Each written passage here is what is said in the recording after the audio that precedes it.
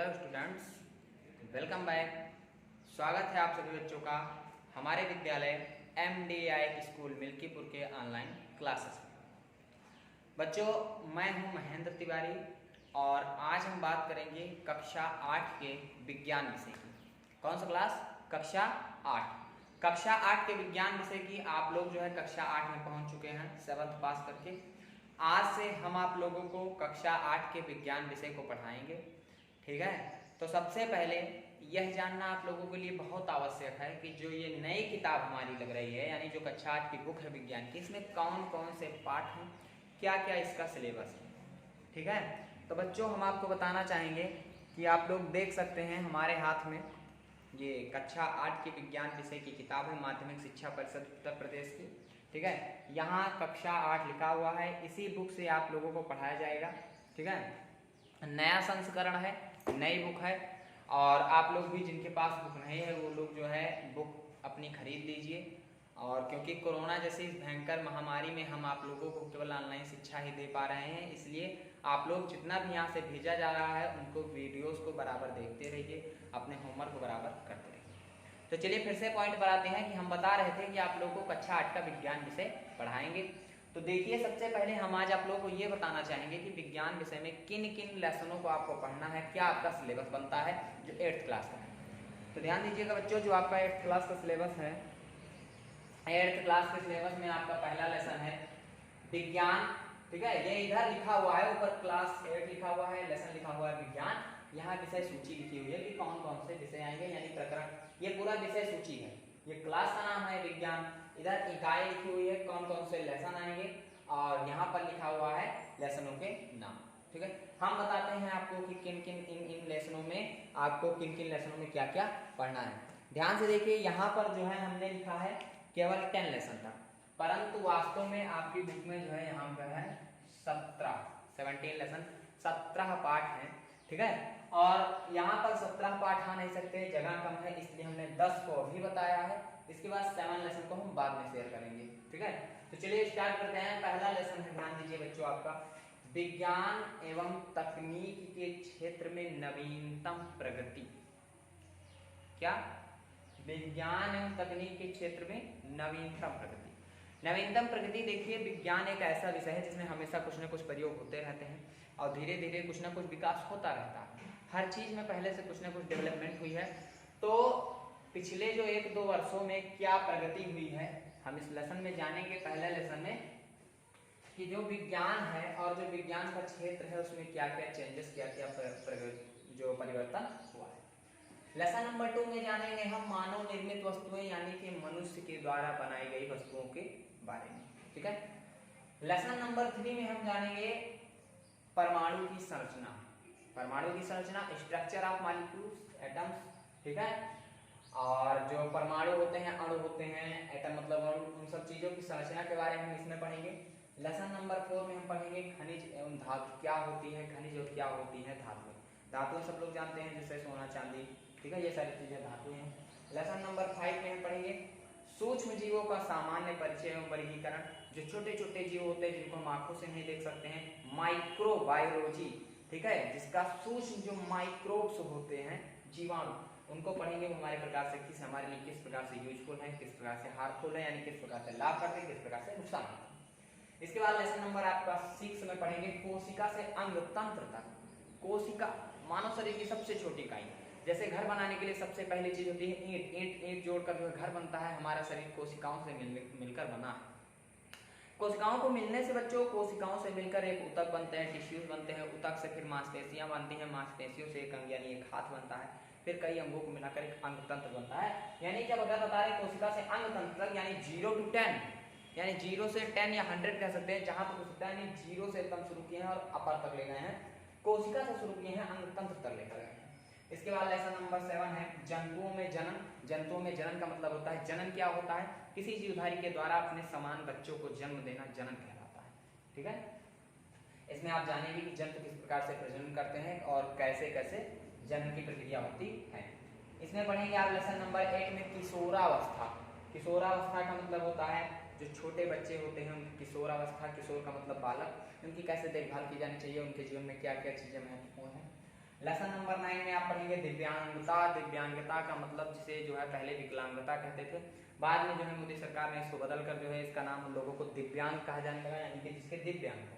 दिव्यांगता से कुछ बच्चे नहीं समझ पा रहे, इसलिए हम उनको बता रहे जो विकलांगता है उसके बारे में इसमें पढ़ेंगे, ये क्यों होता है, ऐसा क्यों होता है। कुछ लोग तो ठीक ठाक, अधिकतर लोग होते हैं 10 या 5% लोगों में ऐसा क्यों होता है। इसके बाद लेसन नंबर 10 में पढ़ेंगे फसल उत्पादन। क्या? फसल उत्पादन। फसल भारत एक कृषि प्रधान देश रहा है, इसमें खेती का बहुत महत्व है।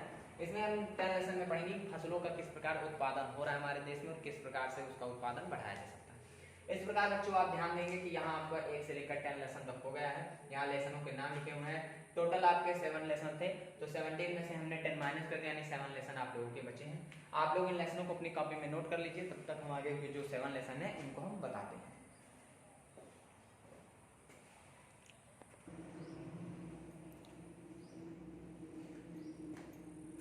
तो चलिए बच्चों आगे शुरू करते हैं लेसन नंबर 11 से।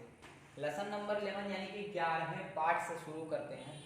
दिया गया है 11वें पार्ट में बल तथा दाब। बल और दाब दोनों अलग अलग चीजें हैं। जब हम किसी कार्य को करने के लिए कुछ करते हैं तो वो बल होता है, और दाब का मतलब होता है प्रेशर, यानी फोर्स एंड प्रेशर। प्रेशर क्या चीज होती है, बल क्या चीज होता है, हम इस लेसन में जानेंगे।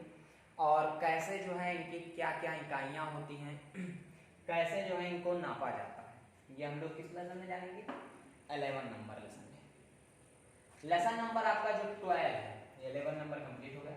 जो 12 नंबर लेसन है, इस लेसन में आप पढ़ेंगे प्रकाश। प्रकाश जानते हैं, उजाला, रोशनी। प्रकाश क्या होता है, कैसे बनता है, प्रकाश में कितने प्रकार के जो है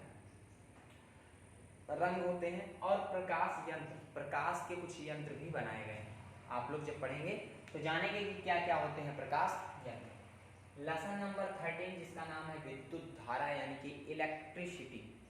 विद्युत धारा यानी बिजली क्या होती है, इलेक्ट्रिसिटी क्या होती है, कैसे बनती है, कहाँ से आती है, और कैसे तारों में से बिजली कैसे चली जाती है। यह हम जानेंगे कि लंबा सा वायर लगा देते हैं, बिजली यहाँ से वहाँ तक चली जाती है, क्यों, ऐसा क्यों होता है, व्हाई इट इज, ऐसा क्यों होता है। ठीक है।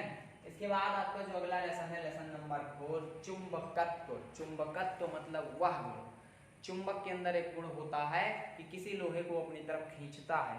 ठीक है, एक चुंबक को भी अपनी तरफ खींचता है, तो यह गुण कहता है चुंबकत्व, अपनी तरफ आकर्षण करने को। चुंबकत्व क्या होता है, कैसे चुंबक में ये गुण होता है, और अन्य पदार्थों में ये गुण क्यों नहीं होता है, दूसरे पदार्थ लकड़ी लोहे को क्यों नहीं खींचती, हम ये जानेंगे इस लेसन में। लेसन नंबर 15 कार्बन एंड उसके यौगिक। कार्बन, दुनिया को कोई ऐसा पदार्थ नहीं है जिसमें कार्बन ना मौजूद हो। हर पदार्थ को जलाया जाता है, यानी कोयला, राख बनती है, उसमें कार्बन मौजूद होता है। कार्बन जो है, और कार्बन के यौगिक क्या क्या होते हैं, यौगिक मतलब किन किन चीज़ों से कार्बन मिलकर बनता है, और कार्बन कहाँ कहाँ पाया जाता है, ये हम लोग इस लेसन में जानेंगे। इसके बाद अगला लेसन है 16 ऊर्जा के वैकल्पिक स्रोत। कार्य करने की क्षमता को ऊर्जा कहते हैं। किसी चीज़ से जब हम ऊर्जा, किसी चीज़ से कार्य करवाते हैं तो उसको ऊर्जा की जरूरत होती है।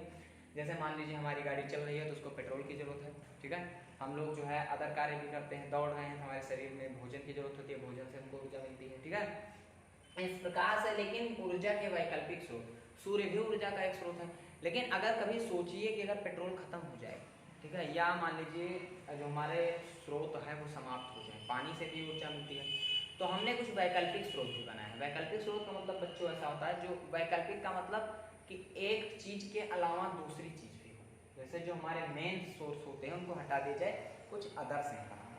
ठीक है, इसके बाद जो 17 नंबर लेसन है कंप्यूटर। कंप्यूटर में जब आप पढ़ेंगे तो आपको पता चलेगा कंप्यूटर क्या होता है। कंप्यूटर तो ऐसे सब लोग जानते हैं, कंप्यूटर कैसे बनता है, बाइनरी भाषा क्या होती है, कंप्यूटर किस प्रकार से कहाँ कहाँ प्रयोग होता है, कंप्यूटर के उपयोग से हमारे जीवन में क्या क्या लाभ हो रहे हैं और क्या क्या हानियां हो रही हैं। तो इस प्रकार बच्चों ये था आपका, यहाँ लिखा गया है 17, और यहाँ आपके 17 यानी 17 अध्याय है। 17 अध्याय के बारे में हमने डिटेल बता दिया। अगर आप लोग बुक से भी ये चीज़ पढ़ सकते थे, परंतु आपको ये नहीं पता चलता कि इस लेसन में हमको क्या पढ़ना है, इस लेसन में क्या पढ़ना है, किस किस लेसन में क्या क्या पढ़ना है। यहाँ पर जो एक मोटी रूप से आपको ये जानकारी दी गई सिलेबस की, इससे आपका डाउट क्लियर हो गया है। वीडियो को देखकर ये जान जाएंगे आप कि फर्स्ट लेसन से हमको 17 लेसन तक क्या पढ़ना है, और इससे आपकी जो इच्छा है पढ़ने की वो और आप लोगों का मन करेगा पढ़ने का। तो इस प्रकार से ये आप लोगों के सिलेबस की जानकारी थी। आशा करते हैं आप लोग इससे बहुत कुछ सीखेंगे। और इसके बाद हम अगले वीडियो में आप लोगों से मिलेंगे एक नए लेसन के साथ, यानी आपके सिलेबस का पहला लेसन स्टार्ट करेंगे। और जिन लोग पास बुक नहीं है वो लोग को खरीद लीजिए। फर्स्ट लेसन से स्टार्ट करेंगे और फर्स्ट लेसन से लेकर आप लोगों को पूरे साल में 17 लेसन तक पढ़ाया जाएगा।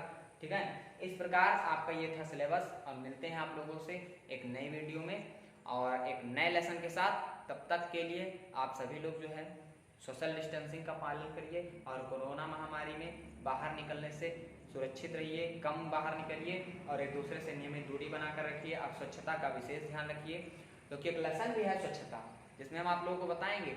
इसलिए अपने हाथों को बार बार साबुन से धुलिए और अगर सैनिटाइजर अवेलेबल है, उपलब्ध है, तो आप लोग सैनिटाइजर करिए। एक दूसरे से दूरी बनाकर रखिए, क्योंकि कोरोना की ही वजह से इतनी बड़ी प्रॉब्लम हो रही है। तो हम लोगों की जानकारी है, हम लोगों की सजगता है कि हम जो है अपने आप को सुरक्षित रखें और दूसरों को भी, अपने घर परिवार को भी सुरक्षित रखें। तब तक के लिए बच्चों मिलते हैं आप लोगों से एक नए वीडियो के साथ। तब तक के लिए नमस्कार।